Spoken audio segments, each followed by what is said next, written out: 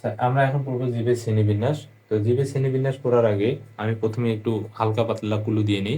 শ্রেণীবিন্যাসটা হচ্ছে কি? মনে করো আমাদের এই পৃথিবীতে অনেক হাজার, হাজার কোটি বিলিয়ন, মিলিয়ন, জিলিয়ন পরিমাণ হচ্ছে কি উদ্ভিদ প্রাণী আছে। তো এই সমস্ত উদ্ভিদ বা প্রাণীকে কি এক এক বাক্যে বা এক পাতায় বা একটা হাতের মুঠোয় কি নিয়ে আসা সম্ভব? সম্ভব না। তো এই সম্ভব না, তাহলে জানাটাও সম্ভব না। তারা কিভাবে জীবনযাপন করে, কিভাবে খাদ্য তৈরি করে, কিভাবে খাবার খায়, এই জিনিসগুলাও কিন্তু আমাদের পক্ষে জানা সম্ভব না। তো এই জিনিসগুলা এক জায়গায় নিয়ে আসার কারণে একটা জিনিস জানলে পৃথিবীর সব উদ্ভিদ জানা যাবে বা ওই টাইপের যত রিলেটেড উদ্ভিদ প্রাণী আছে সব জানা যাবে। এই জিনিসটা জানার ক্ষেত্রে বিজ্ঞানীরা বিভিন্ন সময়ে বিভিন্ন ধরনের গবেষণা চালাইছে।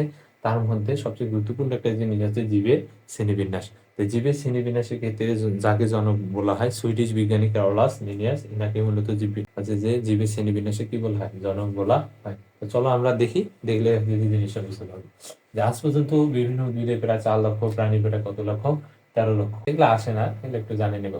প্রজাতির নামকরণ বর্ণনা করা হয়েছে। তাহলে এত সংখ্যক উদ্ভিদ বা প্রাণীর নামগুলো কি মনে রাখা সম্ভব?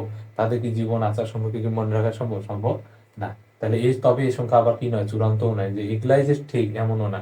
কেননা প্রতিদিনই নতুন নতুন প্রজাতির বর্ণনা সংযুক্ত হচ্ছে। অনুমান করা হয় ভবিষ্যতে এই জীবের বর্ণনা শেষ হলে সত্যি কখনো কি করা যাবে না, শেষ করা যায় না। মানে যদি যায় তাহলে কত কোটিতে দাঁড়াবে? 1 কোটিতে। জানা, বোঝা এবং শেখার সুবিধার জন্য এই অসংখ্য জীবকে সুষ্ঠুভাবে বিন্যাস করা বা সাজানো কি হয়, প্রয়োজন হয়। এই বিন্যাস করা বা সাজানোটাকেই মূলত জীববিজ্ঞানের ভাষায় কি বলা হয়, জীবের শ্রেণী বিন্যাস। তো জীবজগৎকে একটি স্বাভাবিক নিয়মে শ্রেণী বিন্যাস করা প্রয়োজনীয় তো অবশ্য অনেক আগে থেকেই প্রকৃতিবিদগণ, মানে যারা এই যে উদ্ভিদ গাছপালা নিয়ে গবেষণা করে তাদেরকে মূলত কি বলা হচ্ছে, প্রকৃতিবিদগণ অনুভব করেছিলেন।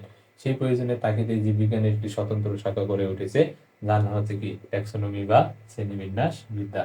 শ্রেণীবিন্যাসের মূল লক্ষ্য একটাই, তা যে বিশাল এই বৈচিত্র্যময় জীবজগৎকে সহজ এবং অল্প পরিশ্রমে অল্প সময়ে সঠিকভাবে জানা। তার মানে জিনিসটা আমরা বুঝতে পারলাম, এই পৃথিবী যত উদ্ভিদ প্রাণী আছে সমস্ত জিনিসগুলোকে যদি আমরা খুব সহজেই জানতে পারি, সেটার যে লক্ষ্য, এই লক্ষ্যটাই মূলত হচ্ছে কি জীব শ্রেণীবিন্যাস বিদ্যা বা ট্যাক্সো। আবার দেখি শ্রেণীবিন্যাসে উল্লেখযোগ্য অবদান রেখেছেন সুইডিশ প্রকৃতিবিদ ক্যারোলাস লিনিয়াস। এটা একটু মনে রাখবা। ওনার জন্মসাল এবং মৃত্যু সালটাও কি রাখবা, মুখস্থ করে রাখবা। এমসিকিউ আসে, তো এটাও আসে। তিনি হচ্ছে ক্যারোলাস লিনিয়াস 1735 সালে আপসালা বিশ্ববিদ্যালয়, এটা মনে রাখবা। অপশনে কিন্তু অপসালা থাকে, কিন্তু অ্যান্সার হবে কি আপসালা বিশ্ববিদ্যালয় থেকে চিকিৎসা শাস্ত্রে ডিগ্রি লাভের পর তিনি ওই বিশ্ববিদ্যালয়ে ফিজিক্সের অধ্যাপক নিযুক্ত হন। অ্যানাটমি, বিভিন্ন ধরনের উদ্ভিদ বিশেষ করে ফুল সংগ্রহ করে আর জীবের শ্রেণীবিন্যাসে তার অনেক আগ্রহ ছিল। তিনি প্রথম জীবের পূর্ণ শ্রেণীবিন্যাসের এবং নামকরণের ভিত্তি প্রবর্তন করেন। তাহলে এই জিনিসটা মনে রাখবা। এই জন্যই বলা হয় শ্রেণীবিন্যাসের জন্য কে, ক্যারোলাস লিনিয়াস, এবং নামকরণের ভিত্তি কি করেন, প্রবর্তন করেন। অসংখ্য নমুনা জীবের বৈশিষ্ট্য পর্যবেক্ষণ করে তিনি জীবজগৎকে কয়টি ভাগে ভাগ করেন, 2টি ভাগে।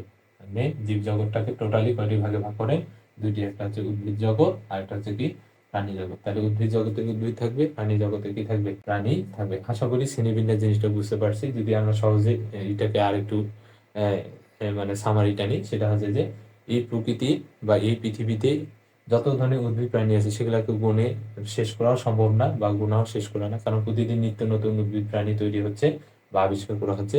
এই জিনিসগুলোকে খুব সহজে জানার যে কৌশল বা জানার যে প্রক্রিয়া, সেটাকে মূলত জীববিজ্ঞানের ভাষায় কি বলা হচ্ছে, ট্যাক্সোনমি বা শ্রেণীবিন্যাস বিদ্যা। এটার জনক হচ্ছে ক্যারোলাস লিনিয়াস। উনি জন্মগ্রহণ করেছে 1700 সাল, মৃত্যুবরণ করেছে 1778 সালে।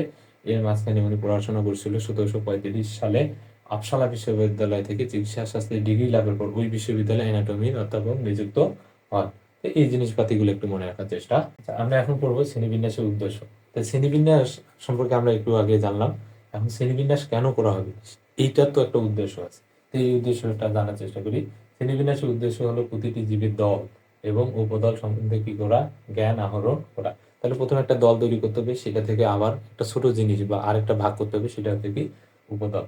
জীবজগতের ভিন্নতার দিকে আলোকপাত করে আহরিত জ্ঞানকে সঠিকভাবে সংরক্ষণ করা, পূর্ণাঙ্গ জ্ঞানকে সংক্ষিপ্তভাবে, এই যে এটা খুবই ইম্পর্টেন্ট, এটা হচ্ছে মেইন। তার মানে বিশাল একটা জিনিসকে, পূর্ণাঙ্গ একটা জ্ঞানকে সংক্ষিপ্ত উপস্থাপন করা এবং প্রতিটি জীবকে শনাক্ত করে তার নামকরণের ব্যবস্থা করা, সর্বোপরি জীবজগৎ এবং মানব কল্যাণে এর প্রয়োজনীয় জীবগুলোকে শনাক্ত করে তাদের কি করে সংরক্ষণে সচেতন হওয়া। এই জিনিসগুলাই হচ্ছে মূলত কি জীব শ্রেণীবিন্যাসের উদ্দেশ্য।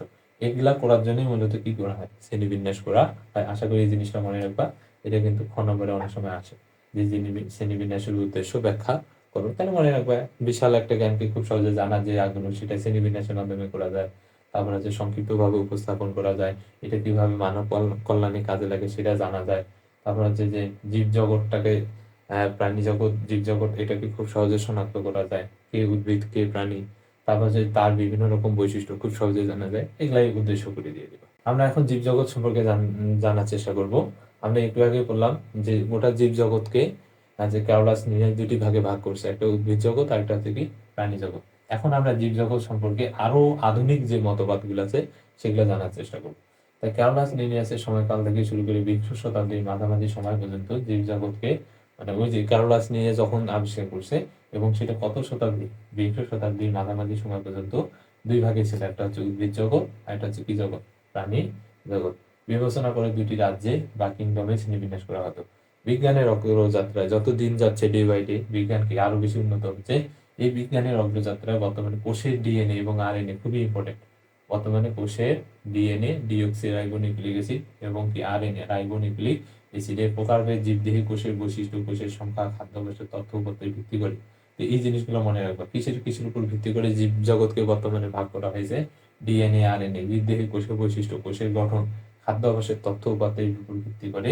আর.এইচ হুইটেকার 1969 সালে, খুবই ইম্পর্টেন্ট, কত সালে, 1969 সালে, কোন বিজ্ঞানী, আর.এইচ হুইটেকার জীবজগৎকে কয়টি রাজ্যে, 5টি রাজ্যে বা 5 কিংডমে কি করেন, বিভক্ত করেন। এই এখানে দেখতে পাচ্ছ, দেখো জীবজগৎ হচ্ছে কি জীবজগৎকে 5টি রাজ্যে, কয়টি রাজ্যে, 5 কোটি রাজ্যে।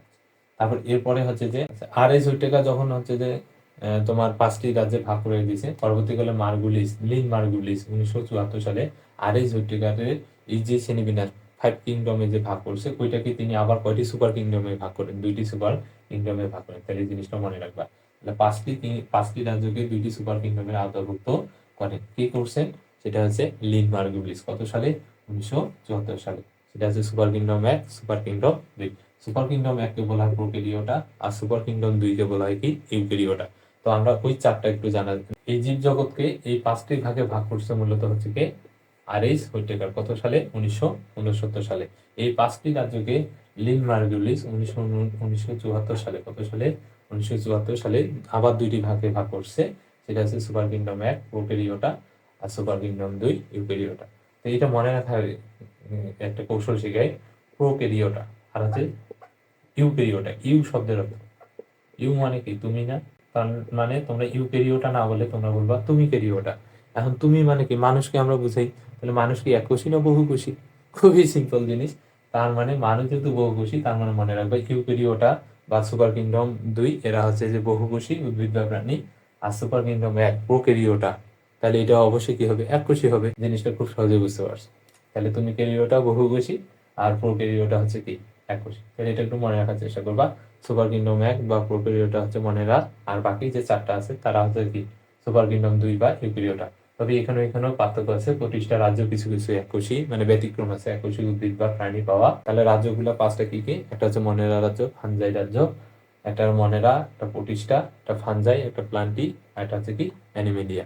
এই 5টি সম্পর্কে আমরা এখন জানাচ্ছি।